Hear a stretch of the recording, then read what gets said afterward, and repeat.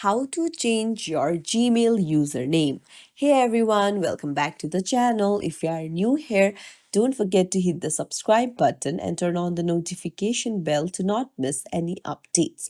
So, do you want to change your username on your Google account? Then you're in the right place. So, let's dive right in. Go to your Google Chrome first. Then on the search bar, search for accounts.google.com and then tap on the first link. Now this will open up your Google account. If you're not logged in, you'll need to sign in and then you need to go to personal info.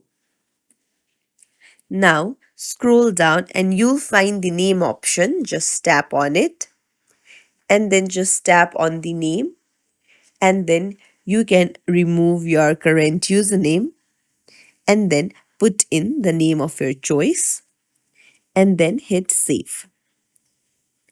Now your username has been changed. It's as simple as that. If you found this tutorial helpful, don't forget to like and subscribe to our channel for more tips and tricks. Thank you for watching.